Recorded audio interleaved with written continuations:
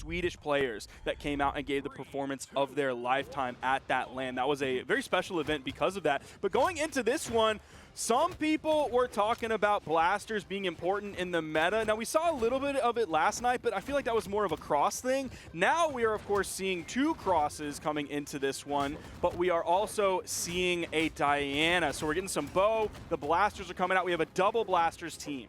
Two gauntlets. Yeah, yes, that's what I meant. I misspoke. Cross might be synonymous with gauntlets and 2v2s, but there's a few different picks. Like we were talking about the Zarl, and we've got the Wushang over here as well. There's that team comment out from Ted and Neeze. And yeah, so what I want to talk about before we got into the stats was that like there's two conversations going into this year of esports, right? Because the whole year is already out there with all the lands and stuff. What are the teams going to be, and are they going to be sticking with each other throughout the entire year? I feel like there's a few of those teams that we can say, yes, absolutely. Like, I don't expect Koko Spyrox to be doing something different. And then also going into the year, how true is it that it is a cross gauntlets 2v2 meta in every region? That's what I'm excited to see now that we're here in the EU Championship as Koko goes flying to that first hit. Because Koko, well, EU tradition, bringing out the Ulgrim in the 2v2s, that's something that hasn't changed for over 4 years now. And we even got some more Ulgrim in the other regions last night as well, especially in Southeast Asia. But one thing I'm looking at when I'm looking at the stats here, obviously this game is very even so far. We could see the cleanup on Spyrox here. They do have the 2v1 man advantage onto Neeze, so it might be a few moments before they actually get the stock. And there it is. Neeze is going to grab that one. But Koko and Spyrox got 9th at Worlds.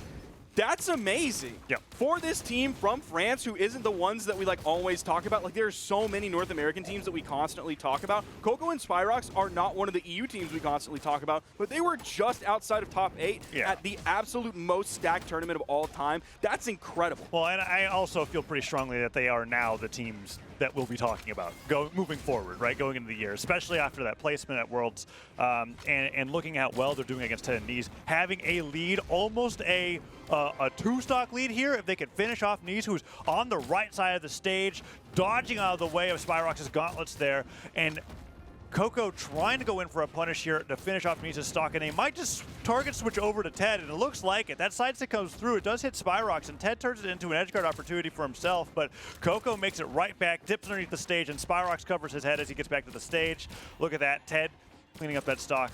Oh, is that going to be it? Nice side air to the neutral. Like, can Koko still make it back? Oh, I can't believe it. Is Neeze going to go down for that? Okay. It's all that, like, crafted stone armor on top of that Ulgrim pick. It seems like a little bit more defense, but no, it's just that positioning from Koko. Even after taking that team combo, still living on it, coming back with the Lance in hand. We are at a even game here, Taz. A game 1 starting off great for both of these teams. Yeah, huge pickup there from Spyrox in the very end of that side sig onto Neeze from that combo that was started from Koko on the Lance. Side air puts Neeze off, and Spyrox goes right back over to hit Ted, who was pressuring Koko, and Koko making it back. Oh, low on jumps. Has to stare back to the stage, literally sweating. I think Koko's done for. Ted could go down as well. Ted gets the ground pound into the save, and Spyrox does get the recovery, gets some damage, but this is a 1v2.5. I love the ground pound that came out from Ted there. To get the chase dodge directly up? He gets the chase dodge that also just like puts him over there for a time where he's not falling. So that means Neeze has more time to come over, rotate, grab that neutral air that he did for the save. What a fantastic weapon toss there. A simple and clean one to finish it up. It's like dawning on me how amazing that ground pound actually was. Like I'm like replaying it in my head, and I'm like, okay, are we about to see it? Yeah. Look at this. Ted's like, what can I do? Hits the ground pound, and then because he didn't turn around in that particular replay, you could still chase dodge directly up. If you turn around, you're no longer facing the direction that you hit your opponent, so you can't do that anymore. And so he had the idea to hit the ground pound, wait for the bounce off of the connection, chase dodge up, and then give Neeze enough time to be able to save him. And they finished that game off with both of their stocks in hand, taking down Spyrox in that last moment. So really amazing play coming up from Ted and Neeze. And this is like why we've been talking about Ted and doubles so heavily, is maneuvers like that. Like you don't practice that situation, right?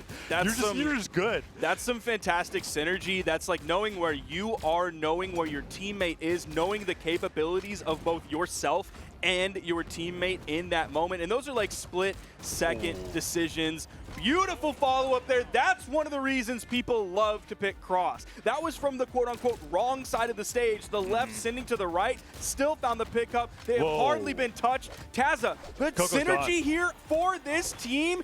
This is their first tournament together. Yeah. Not just official, but all. And I mean, Ted just almost went down to a gravity cancel down sig from Wushang, and he makes it back. Neeze finally loses one stock after Ted, I think single-handedly with the gauntlets, has taken out like 4 of the stocks of the blue team. It's now 5 stocks to 2, and they're continuing the damage. The save from Neeze. What a save. On the down sig. That's like Spyrox patented down sig right there. And Neeze just taps him with the sidelight. It keeps his teammate alive. Now, we don't see a lot of Wushang coming out. Don't see too much of it whatsoever anymore. It seems like he's fallen a little bit out of vogue. But we see Spyrox getting the stock on the right side. They're going to deny. They already denied the 6 stock. Now they've denied the 5 stock. That's going to be some damage right there. And Ted picks up the recovery and off of Neeze's GCT light. So I want to highlight, too, how precise you have to be with the moves that you choose in a double blasters combo. Because if you use the same move more than once between both your teammates, you activate directional influence. So they could just wildly change the direction that they get hit. So every single attack you're doing, if your teammate hits a neutral light or a down air, that moves off the table for you now. You have to continue that. They still managed to get that to work into that recovery off the top. And we might be able to see that in just a little bit. Oh, that ground pound save was so crazy.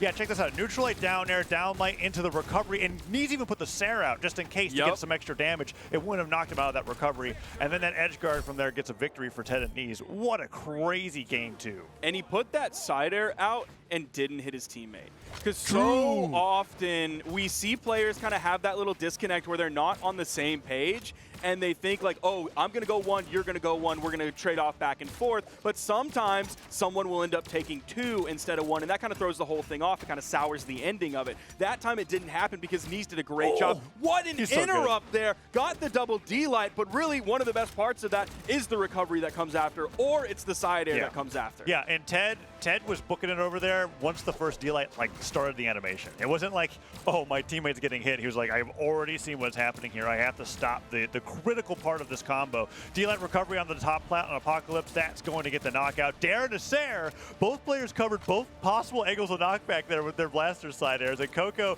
can't make it back after that gravity cancel sidelight whiff.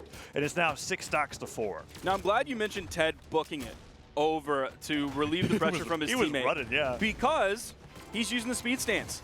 He's trying to get more movement speed so that he can move in and out, not only of the direct opponent that he's facing at that moment, but he can rotate over to his teammate to relieve that pressure.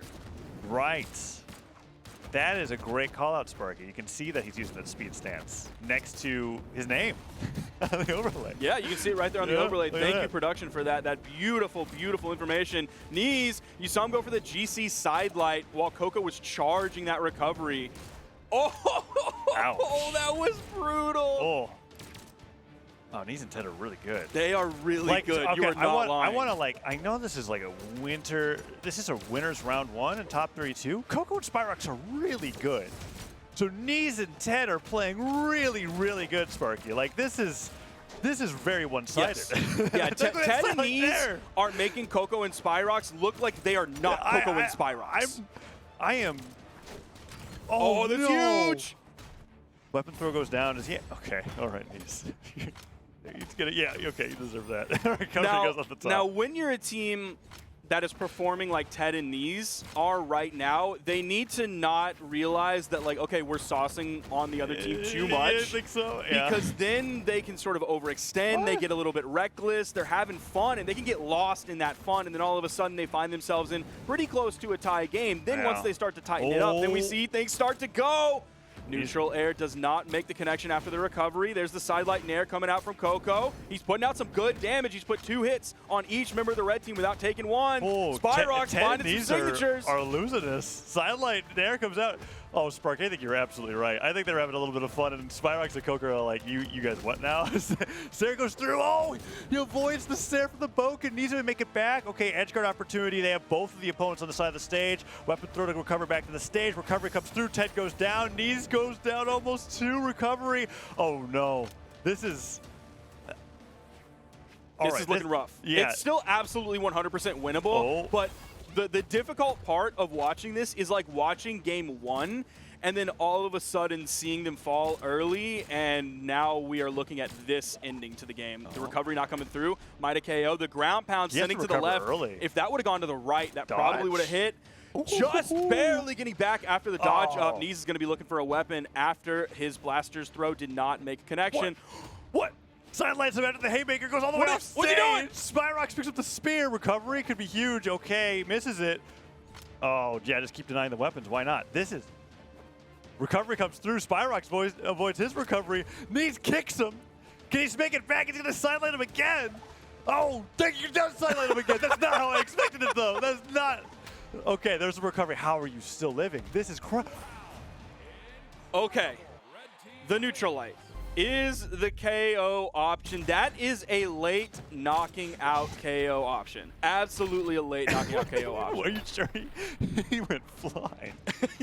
That was a lot of damage. Like bow neutral light on sort of the like middle ceiling maps will knock out around 180, 190 if you like started off with a bow down light, but like you saw the smoke trail behind him. Look at that smoke trail, and then look at the upcoming smoke trail and how different they are. What's amazing about that clip is that Spyrox literally is looking at him as he lives with that recovery, and he goes, "Are you serious?" And it just gets neutralized. Wow. Well, good job from Neeze there, clutching that 1v2. And, you know, I was getting ready to be like, did I speak too soon? Because if we look at the graph here on what happened towards the end, it was 4 stocks to 2, and then Ted just got destroyed. Yes. He got completely demolished. And it kind of felt like, you touched on this, it kind of felt like they were getting a little lost in the sauce. Yeah, and that's something it's very easy to do. It almost cost them the game, and Koko and Spyrox are really darn good, and we saw them capitalizing on that and getting ready to take it to a game 4, possibly a game 5. So really good job from Neeze clutching that. My goodness, that air dodge, barely touching Apocalypse. I mean, surprised me, surprised Spyrox there. So great 3-0 from them, and they'll be moving on into the